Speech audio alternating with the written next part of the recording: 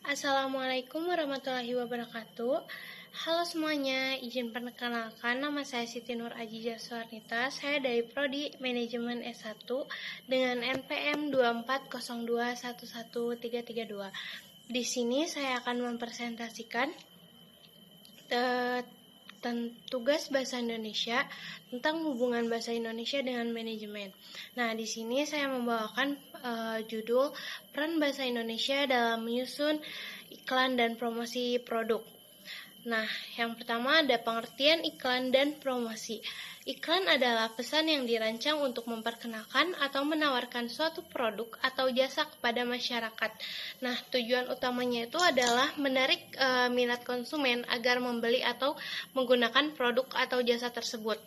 Nah, selanjutnya ada pengertian promosi. Promosi adalah segala bentuk kegiatan komunikasi yang dilakukan oleh perusahaan untuk meningkatkan penjualan dan menyadarkan konsumen terhadap keberadaan produk. Nah, promosi itu mencakup iklan, diskon, pameran, atau kegiatan lainnya yang mendorong konsumen untuk membeli. Nah, bahasa tuh berperan sangat penting nih dalam iklan dan promosi karena menjadi alat utama dalam menyampaikan pesan secara efektif kepada konsumen. Nah, tanpa bahasa yang tepat, pesan tidak akan tersampaikan dengan baik, seperti itu. Nah, selanjutnya ada peran bahasa Indonesia dalam iklan. Nah, yang pertama, ada menarik perhatian. Bahasa yang digunakan dalam iklan itu harus mampu menarik perhatian konsumen. Kata-kata yang menarik, unik, atau mengejutkan orang ingin melihat atau mendengarkan lebih lanjut, seperti itu. Nah, lalu ada membangun kepercayaan. Nah, membangun kepercayaan itu seperti kayak bahasa yang komunikatif dan mudah dimengerti, membantu membangun kepercayaan antara konsumen dan perusahaan. Bahasa yang sopan, jujur, dan meyakinkan menciptakan citra positif. Lalu yang ketiga, ada memudahkan pemahaman. Nah, menggunakan bahasa Indonesia yang baik, yang benar, akan memudahkan konsumen memahami informasi yang disampaikan, seperti manfaat produk, harga, dan cara penggunaannya. Lalu yang keempat ada menciptakan identitas merek.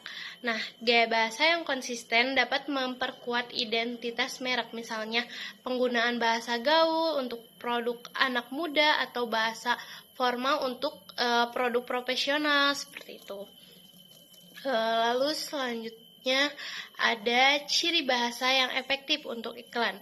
Nah, yang pertama ada singkat, padat, dan jelas. Nah, informasi yang disampaikan tuh harus langsung ke inti gitu, tanpa kalimat bertele-tele agar mudah dipahami dalam waktu singkat. Seperti itu. Lalu ada memiliki daya tarik emosional atau persuasif. Bahasa iklan ini sering menyentuh emosi seperti rasa bahagia, bangga, atau penasaran. Kalimat persuasif juga digunakan untuk membujuk konsumen agar tertarik membeli. Seperti itu.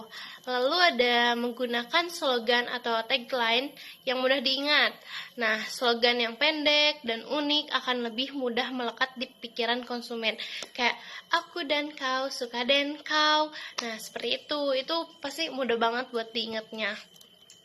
Nah, lalu yang selanjutnya ada disesuaikan dengan target audiens. Bahasa yang harus disesuaikan dengan siapa yang menjadi target iklannya. Nah, misalnya tuh bahasa untuk anak muda tentu berbeda dengan bahasa untuk ibu rumah tangga atau profesional, seperti itu. Lalu ada menghindari bahasa asing yang tidak perlu. Nah, penggunaan bahasa asing yang tidak dipahami sebagian besar audiens itu bisa membuat pesan yang tidak tersampaikan dengan baik. Nah, oleh karena itu, gunakan bahasa Indonesia yang familiar bagi masyarakat luas. Nah, selanjutnya, ada contoh kalimat iklan. Nah, contoh kalimat yang salah itu kan kayak produk ini akan mengubah your life. Nah, itu tuh salah, dan yang benarnya tuh produk ini akan mengubah hidup Anda. Dan ada contoh lagi nih, yang satu lagi, kami hadir untuk memberikan best solution. Nah, itu salah kan? Nah, yang benarnya kami hadir untuk memberikan solusi terbaik. Nah, kedua contoh yang salah itu, kenapa sih salah? Karena campurkan bahasa Indonesia dengan bahasa Inggris. Itu tuh sepertinya tidak perlu ya, karena hal ini tuh biasanya membingungkan audiens yang tidak memahami bahasa asing. Nah, yang benar itu yang jelas, komunikatif, sehingga pesannya pun mudah tersampaikan oleh seluruh masyarakat. Seperti itu teman-teman. Dan lalu ada dampak penggunaan bahasa yang tepat. Nah, penggunaan bahasa yang baik dan benar pada iklan tuh kayak gimana sih? Nah, ada meningkatkan efektivitas promosi, seperti bahasa yang tepat membuat pesan promosi lebih mudah dipahami, menarik dan menegakkan konsumen untuk bertindak. Lalu ada memperkuat citra perusahaan atau merek. Nah, bahasa yang konsisten dan profesional membantu reputasi yang positif dan kredibel di mata konsumen. Nah, selanjutnya ada menjangkau lebih luas masyarakat Indonesia. Nah, dengan menggunakan bahasa Indonesia yang baik, iklan dapat dipahami oleh berbagai kalangan tanpa batasan usia atau latar belakang pendidikan, seperti itu. Lalu ada menghindari kesalahpahaman pesan. Nah, ini guys yang paling penting, bahasa yang jelas dan tepat mengurangi risiko makna yang rancu, sehingga konsumen tidak salah menangkap informasi yang tepat. Nah, lalu selanjutnya ada tantangan dalam penggunaan bahasa Indonesia.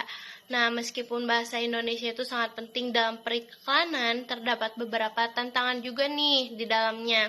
Nah, yang pertama, ada penggunaan bahasa gaul atau campuran yang berlebihan.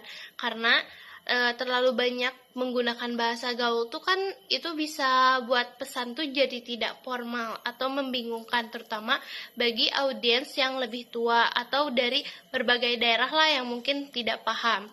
Lalu kurangnya kesadaran terhadap ejaan bahasa Indonesia yang disempurnakan. Kan banyak juga ya penulis iklan ini mengabaikan aturan ejaan yang benar. Akibatnya tuh kan pesannya jadi terlihat tidak profesional gitu lah, kurang profesional. Lalu ada pengaruh budaya asing dalam penulisan iklan. Nah, budaya luar yang masuk ke melalui media sosial dan hiburan tuh seringkali ini mempengaruhi gaya bahasa iklan di Indonesia. Jika tidak disaring, hal ini bisa mengikis kekuatan dan kejelasan bahasa Indonesia dalam penyampaian pesan. Nah, selanjutnya ada solusinya juga nih, solusi dan rekomendasi.